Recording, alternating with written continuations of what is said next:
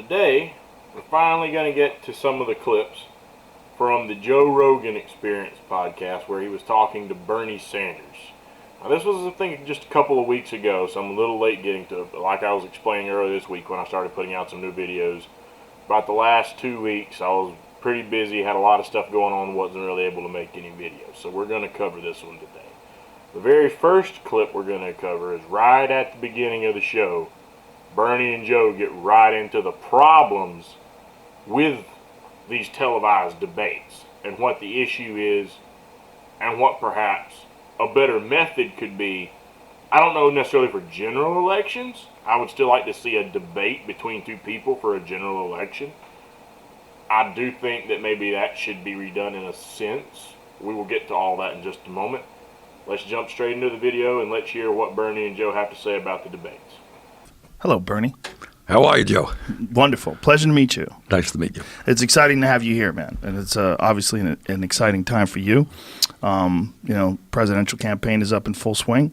Do you get frustrated by the time constraints of the debates? Absolutely. You shouldn't even call them a debate. What they are is a reality TV show in which you have to come up with a soundbite and all that stuff. And it's the meaning. It's the meaning to the candidates, and it's the meaning to the American people. You can't explain the complexity of healthcare in America in 45 seconds. Nobody can. But why is it still done that way? If you try to let's pull this thing like that. Bring it right there. There you go. I think the DNC is in a difficult position.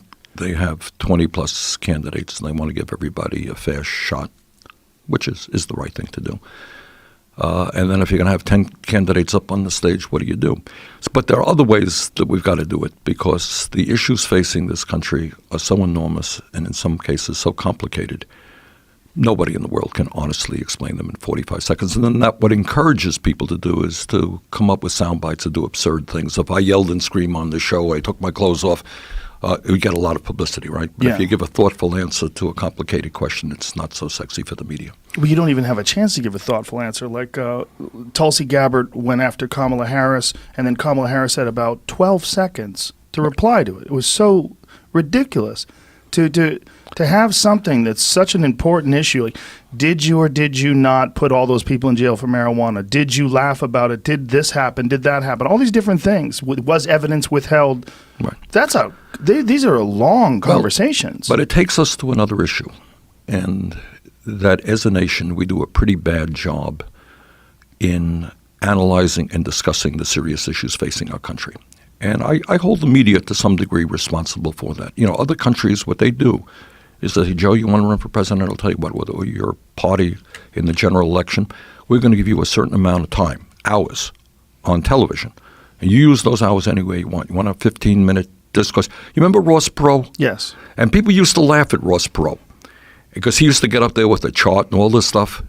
And the media made fun of him. But in fact, he tried in his own way to explain his point of view to the American people. And we need serious discussion on serious issues. Well, he had because he was so rich, he had the ability to buy airtime on network television, which is pretty unprecedented. He just bought a chunk of airtime and then pled his case. But you know what goes on in other countries? You don't have to buy that time. What the obligation is, if you are a network, you're going to make that time free and available to candidates. Do you think that that's something that could be viable in America? I mean, could you convince CBS and NBC and ABC to go along with something like that? No, you couldn't convince them. You'd have to pass legislation to make that happen. But everyone's online today. The entire country is essentially getting email and Facebook and all that jazz. Like, why bother doing it in this particular medium that has an inherent time constraint? Well, you're right. I mean, the Internet has revolutionized politics. And in many ways, good ways. We use our social media, our email list, which is very large. Every day we're sending out stuff, and other candidates are doing it the same way. But television still has a very important role to be playing. I'm sure it does, but I mean the ability to discuss things in long form, like you can do online, like you can do right here, right now. Right. You can't get that on television. Well, you could. I mean, if you had... Sure, they would have to interrupt you every 15 minutes or so. No. What I'm saying about is in what goes on in other countries. If I'm not mistaken, don't hold me to this. I think in the UK, you're a member of the Labour Party. You're a candidate. Mm-hmm. Here's 30 minutes of time, and you do with it as you want. You want to speak 30 minutes on healthcare, whatever it may be, you can do that. Really? Yeah. And they don't interrupt with commercials? No. That's the law that they have given. This is the candidate's opportunity to speak at length to the people of the country. So, I mean, hey, this is a Bernie Sanders I 100% agree with. The debates are really just like reality shows at this point. It's a soundbite fest. There's way too many people on that stage right now. Now, let me be clear. I don't want to start being the one to bark about the size of it on one hand simply because I'm smart enough to know that's kind of what the DNC is doing. They're saying, we got too many people, so you can't get on the next debates unless you get... And then that's how they're putting the screws to people like Tulsi Gabbard. Not Bill de Blasio, not, Tom Steyer, or any of these other guys. Okay? So, now, do I think, obviously, that any of those will be the ones who win the nomination? No. Unless I miss my guess, it's either going to go one of two ways. Either the people are finally going to get there, say Tulsi's going to have a huge surge in the polls. She'll be neck and neck in there with Kamala, Warren, Sanders, Biden, Buttigieg. And it could either go with who the people kind of more or less stand behind, which would be Bernie, Warren, and possibly Tulsi. I'm really rooting for Tulsi in this race. I'm hoping. I'm going to put her in there as my wild card. Okay. Or it could go to Kamala or Biden, or possibly maybe even Buttigieg. Honestly, I'm saying Biden, but I feel like Biden is going down like the Titanic. Honestly, I don't think he's gonna. He might surprise me, but at this point, who the DNC wants that could be the potential nominees, I'm ranking it like this: Kamala 1, Buttigieg 2, and Joe Biden number 3. Okay. As far as people and populist candidates are concerned, it could be Bernie number 1, Warren number 2, Tulsi number 3 is who I'm going to go with. I'm going to put Tulsi on the list. Okay.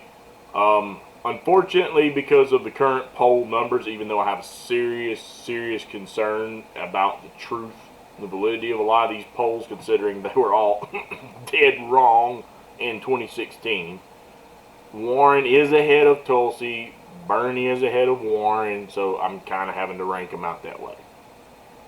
Okay, but I think if Tulsi has a chance to stay in the debates, keep really, hitting the nail on the head like she's been doing in the limited amount of time she's been given in the last couple debates. I mean, think about it. She's the most searched candidate on Google on both those occasions. Yet, when you go online and look for clips, you can't really find that many highlights with Tulsi in it because they're not asking her that many questions compared to other people. They're not really giving her that much time. They're focusing on the front runners. Okay? Which is kind of, again, reality TV show. They're focusing on the people, for the most part, that everybody already knows. Not giving a chance for the people on the stage who people may not be that familiar with to really get the time to explain themselves. And of course, if they just gave everybody a bunch of time to explain themselves, it'd be so long they would never get anything. So, it comes down to a ratings issue. They're basically trying to keep ratings on it, and it's all about money. How many other things have we talked about on this channel so far? Big Pharma, military-industrial complex. The hell, it's all about the money, people. The one thing each of these things have had in common is they have a business involved, and the business wants to make money. And the television business makes it through sound bites, controversy, and viewership, and sponsors. So they can't make a huge long program like that, basically. So in my opinion, I think that the debate should still exist maybe on a primary level. I think it should definitely exist in the general election. I think that the televised debates should definitely exist in the general election, and I think they should exist on the primary part, but only when you have 5 candidates or less. In the meantime, and even during the debates, I still think that it should be necessary for network television to be obligated to allocate the time out, as Bernie said that, in his suggestion. And this is law in other countries. They already do things like that. And who did he name drop right there? Ross Perot, the original independent. I'll say the original independent. I mean, he's not the original. The original from, a little bit before my birth, but the more modern original independent, I guess you could say. Obviously, Teddy Roosevelt, you go all the way back to Teddy Roosevelt to the Bull Moose Party to find your independent, and possibly even way before that. But, Ross Perot had a serious chance of becoming the president. He kind of dropped in and out, really hurt him. At one point, I think he was ahead in the polls of both Bush and Clinton before he dropped out and got back in and all this crap. So, but he brought up the tactic, something that I've encouraged. I think they should be doing this. I think they should have a platform, because there are still a lot of people who just watch television. The internet's huge now, but there are still people out there who just aren't familiar with it, don't use it. Now, of course, those are mostly older people. But still, I mean, I think, obviously, if you want to promote yourself online, like I'm doing right now, you can. But I think that network television should have to do that. And I agree 100% it's going to have to be done by legislation through, federal government. It'll never happen any other way. The only way it'll happen is if you pay for it, which is what Joe Rogan said. The only reason Ross Perot got that TV time is because he was so rich that he bought it. Now, if he hadn't done that, he'd have never got it. He would have never got it. So, that being said, I think they've definitely got a huge point there that this needs to change. And that way, the people's message can really get out. Because another problem with these debates, again, going back to the ratings, the way the moderators and the people asking the questions, even in the town hall things that, they've been doing for some of these candidates, Fox News, CNN, these town halls, the way they ask the questions are just such freaking crap sometimes. And misleading. Completely misleading. And one of the more recent examples of junk like that was Chris Matthews on MSNBC about Medicare for All. I could go into a lengthy subject about that, but I tell you what, if you really want to hear the details on that, go check out Jimmy Dore's channel and watch his video about Chris Matthews trying to get a gotcha on Elizabeth Warren. One where, and again, I'm not a fan of Elizabeth Warren, but it shows what I'm talking about, okay? So if you're interested in that, go check that out. Now, for the people who would say that passing laws imposing TV time, or TV to give up TV time for candidate, I could hear people now on the right, probably just people within my own family, that's socialism. That's socialism. You're imposing all this restriction. You gotta let the free market operate, man. You can't have that, man. It's not right. There's too much government intervention. There's too much government power. Look, I don't, in a lot of ways, I am against a huge federal government. I do think that the government does have too much to do with some of our personal lives. That's where I hate big government. Do I hate a big government that tries to protect the people in an honest way, not a way by warmongering and trying to fear you into agreeing to go to war? No, I don't support that kind of big government. Do I support a big government that could provide health care to the citizens so people like me could, go to the doctor if we needed to? Yeah, I'd support that big government. Do I support big government telling me that if I wanted, to smoke marijuana in my own home. I can't. Nope. I don't like that kind of big government. I don't like that big government. Do I like a big government that says we got to keep marijuana illegal and keep it as a Schedule 1 substance, which is a highly addictive substance with no medicinal value, when clearly it can be used for some good medicine? No, I do not. Don't like that. You know, so there's plenty of things where I don't like the big government. There's plenty of other things that a lot of conservatives say, oh, that's too big, that's too much government involvement. And I disagree with them completely on that. And so, you know, hey, to each their own. But to me, I think this is a very good point. And personally, I think, yeah, there needs to be some serious debate change here. Some serious debate change. Because this circus on TV does not inform the people the way it should be. Thank you for tuning into this episode of the Independent Report. If you like the video, please give us a thumbs up and leave a comment below. Also, please subscribe to the channel, as we're trying to grow this channel to reach more and more people every day.